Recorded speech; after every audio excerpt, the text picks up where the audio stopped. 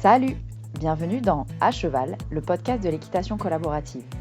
Je suis Morgane, je suis coach en équitation et j'accompagne mes élèves, peu importe leur discipline ou leur niveau équestre, vers plus de collaboration dans leurs échanges avec leur cheval. Si tu es cavalière et que tu es à la recherche de connaissances, de tips, de réflexions ou d'exos pour que ton équitation devienne plus collaborative, alors tu es au bon endroit. Dans ce podcast, je te partage seule ou avec mes invités tout pour t'inspirer et que tu puisses développer l'équitation dont tu rêves avec ton cheval. T'es prête ? Allez hop, à cheval ! Salut, j'espère que tu vas bien. Aujourd'hui, je t'emmène dans un épisode freestyle sur le thème de donner le cadre de référence à son cheval. C'est freestyle parce que je sors d'une séance avec une de mes élèves qui m'a posé cette question-là. Morgane, j'ai vu sur les réseaux que donner un cadre à son cheval, ça le sécurise. Est-ce que c'est vrai ? Alors, je voulais donner mon avis et surtout, je voulais en parler dans ce podcast parce que je trouve que il est très important de parler de cette notion de cadre, que moi j'appelle cadre de référence, et surtout de définir ce qu'est ce cadre et comment on l'obtient. En fait, pour avoir confiance en notre cheval, on a, nous, besoin que lui ne soit pas trop envahissant, qu'il ne saute pas en l'air, peut-être, qu'il ne nous bouscule pas, il ne nous marche pas dessus, ce genre de choses. On dit parfois en équitation éthologique, on veut qu'il respecte notre bulle, notre espace vital ou ce genre de choses. En fait, ce qui est sûr, c'est que avoir un cadre pour le cheval, ça le sécurise. Mais un cadre, ça veut dire quoi ? Et c'est quoi ce cadre ? En fait, ce cadre, il va dépendre de la personne qui manipule le cheval. C'est-à-dire que moi, mon cadre, avec mon cheval, peut-être qu'il va être différent de toi, ton cadre, avec ton cheval. En fait, ce cadre, il dépend simplement de toi, quand est-ce que tu te sens en sécurité et quand est-ce que tu ne te sens pas en sécurité. Je vais prendre un exemple. Moi, par exemple, je me sens en sécurité, admettons, quand mon cheval est à une 50aine de centimètres de moi, mais je me sens plus en sécurité quand il est en dessous de 50 centimètres. Je parle de ses épaules, par exemple. Et moi, ça me pose pas vraiment de problème que mon cheval, il rentre dans mon espace vital en dessous de 50 centimètres avec sa tête, par exemple, parce que j'ai assez confiance, j'ai pas peur, etc. Mais sur d'autres chevaux que je manipule, notamment des chevaux pour lesquels on m'appelle quand ils ont des problèmes de comportement, etc. Pour le coup, ce cadre-là, mon cadre de référence avec ce cheval-là à ce moment-là, il va être très différent. Peut-être que je vais le mettre à 1 mètre de distance, 1,50 m de distance, et que je vais être très, très, très dur pour garder mon cadre et pour être sûr que mon cadre soit respecté. En fait, le cadre, c'est simplement les règles de savoir-vivre, entre guillemets, vous ne me voyez pas, mais je fais des guillemets avec mes doigts, que vous allez demander à votre cheval de respecter. Moi, mon cheval, par exemple, il sait qu'il a besoin de demander pour pouvoir brouter, qu'il n'est pas admis chez moi qu'on m'arrache l'épaule pour pouvoir aller brouter. Il sait aussi que si jamais il vient me toucher avec son bout du nez quand il est en balade, par exemple, ça peut vouloir dire qu'il a besoin de temps, qu'il est en train de stresser et qu'il a besoin d'aide. Donc, j'accepte ces gestes-là. Par contre, il sait que pour moi, qui suis à la base une peureuse à cheval, il est interdit de sauter en l'air à côté de moi, par exemple.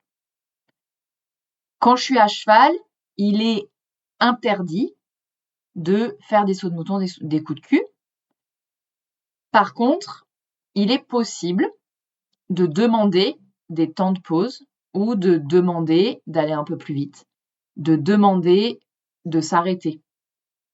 J'ai mis des codes pour toutes ces choses-là avec mon cheval qui fait que au quotidien, le cadre, il est hyper clair pour nous deux et que du coup, ça me sécurise moi et ça le sécurise lui. Les chevaux, ils aiment évoluer dans un environnement avec j'allais dire des règles claires, mais surtout dans un environnement où les règles sont les mêmes tout le temps. Et ça, c'est super important à comprendre aussi sur cette notion de cadre. C'est que ton cadre à toi, peut-être qu'il est que tu acceptes que ton cheval soit très proche de toi ou que tu as besoin d'une grande distance entre toi et ton cheval. Le tout, c'est de trouver le cadre dans lequel toi, tu te sens bien, dans lequel ton cheval se sent bien, mais, et c'est là peut-être le plus difficile, c'est que le cheval a besoin que les règles et le cadre soient toujours le même. Alors, ça ne veut pas dire qu'il ne peut pas évoluer dans le temps. Ça ne veut pas dire qu'il ne peut pas évoluer dans le temps, mais tu ne peux pas poser un cadre le lundi et faire l'inverse le mardi et refaire le même cadre que le lundi, le mercredi, etc., etc., etc. Le cheval a besoin de constance. Il a besoin de savoir ce qui va lui arriver, entre guillemets, et quelles sont les règles, toujours. Ce qui veut dire que, à partir du moment, par exemple, où tu décides que pour brouter, ton cheval doit te demander d'une certaine façon. Moi, mon cheval doit mettre son nez dans ma main. C'est sa façon de demander s'il peut brouter. Et tant que je ne mets pas ma main à plat et que je ne le laisse pas mettre son nez dans ma main, il n'a pas le droit de brouter. Et le plus dur peut-être avec cette règle, c'est de la laisser tout le temps. Parce que quand tu discutes avec quelqu'un, quand tu vas chercher ton cheval avec quelqu'un d'autre, etc., etc., t'as vite fait de laisser ton cheval un peu te tirer pour brouter. Et là, la règle change et ton cheval reprend sa façon de faire d'avant et peut potentiellement, à terme, se remettre un peu à t'arracher le bras.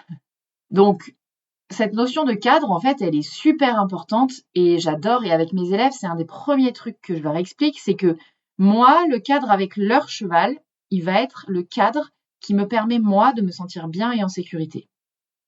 Mais peut-être que pour eux, parce qu'ils connaissent leur cheval, ils ont le passif, ce cadre va être un peu différent. Pour des gens qui se sont fait peur avec leur cheval, par exemple, potentiellement, leur cadre à eux va être beaucoup plus strict que mon cadre à moi, qui n'est absolument aucun a priori sur le cheval. Et au fur et à mesure, le cadre va être de moins en moins strict pour eux.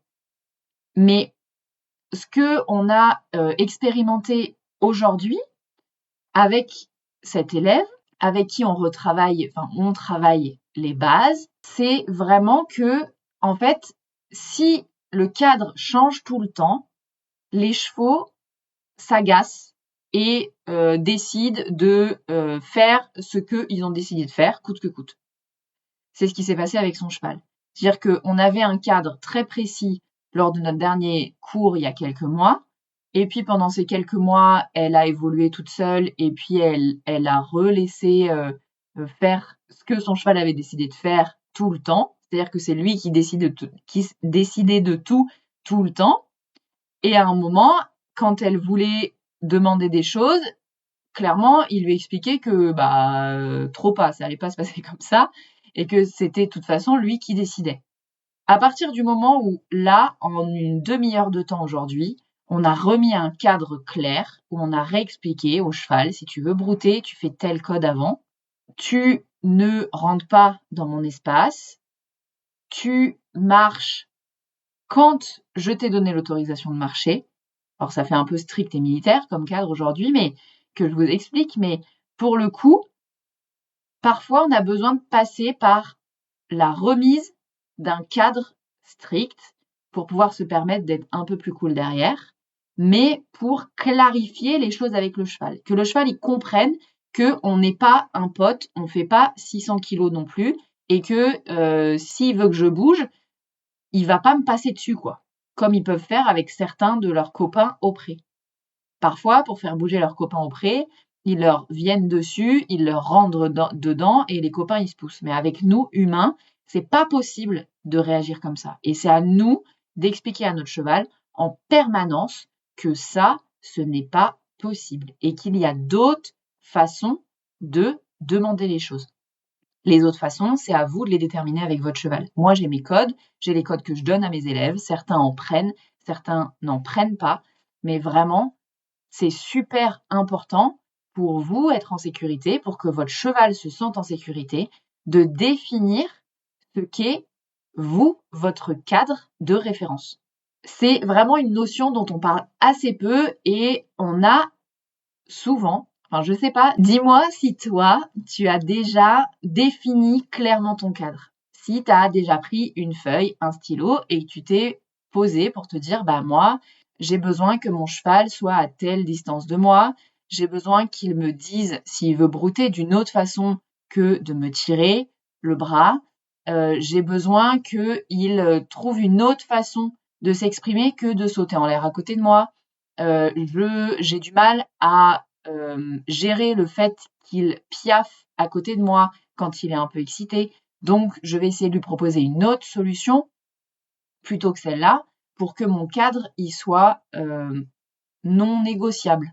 Si tu n'as jamais fait cet exercice-là, je t'invite à le faire vraiment, à te poser et à te poser les questions de qu'est-ce que c'est mon cadre de référence pour me sentir en sécurité à côté de mon cheval ou à cheval, sur mon cheval, et qu'est-ce que j'accepte, quels comportements j'accepte, quelles habitudes j'accepte et quelles habitudes je n'accepte pas. Et si les habitudes, tu ne les acceptes pas, pense surtout, pour que le cheval ne sorte pas de ce cadre, à lui proposer des solutions de repli. Au lieu de sauter en l'air quand tu es à cheval, par exemple, s'il a besoin de mouvement, tu vas, par exemple, accepter de le mettre au bout d'une longe et qu'il puisse sauter en l'air au bout de sa longe. Au lieu de te marcher dessus quand il a peur de quelque chose, peut-être que tu peux créer une relation entre lui et toi et un code qui te permet, comme moi, Yoki, qui vient poser son bout du nez souvent sur mon épaule pour me dire « là, ça me fait un peu flipper, est-ce que tu peux m'aider ?» Ça, c'est le code qu'on a instauré, lui et moi. Mais pareil, il pose son nez tranquillement sur mon épaule et il met pas un grand coup de boule. Ça, c'est le cadre que j'ai instauré et qu'il est très, très, très important pour moi de garder et qui ne sera jamais renégocié. Il est hors de question que je prenne un coup de boule dans le pif. Il est hors de question qu'on me marche sur le pied. S'il a des choses à m'exprimer, il faut qu'il trouve un autre moyen que celui-là. Voilà. J'espère que cet épisode t'a plu. Pour le coup, il avait comme objectif de m'exprimer sur ce sujet de cadre de référence parce que je pense qu'il est vraiment, vraiment important si tu veux être en confiance avec ton cheval. J'aime bien dire que ce cadre de référence, il dépend de toi, des règles dont toi tu as besoin et c'est OK. Le cadre de référence, même avec ton cheval, mais quelqu'un d'autre, moi qui vais manipuler ton cheval, par exemple, je n'aurai sûrement pas le même cadre de référence. Et fais confiance en ton cheval, il comprend ces choses-là.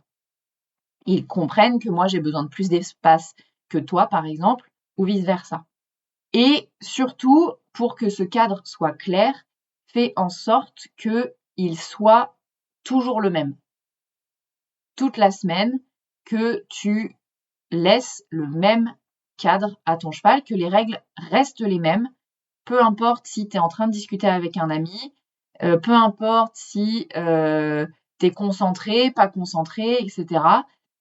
Fais en sorte que ton cheval ne se pose pas de questions sur ce cadre-là. Ça va avoir d'autres effets.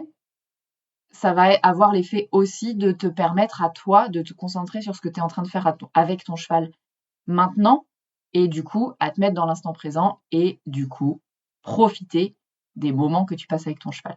Ça, c'est le petit side effect. Et c'est plutôt cool. Bref, je m'arrête là pour cet épisode aujourd'hui. Si cet épisode t'a plu, je te laisse t'abonner et mettre 5 étoiles sur la plateforme d'écoute que tu utilises. Moi, je te retrouve la semaine prochaine pour un autre épisode de À Cheval, le podcast de l'équitation collaborative. À plus!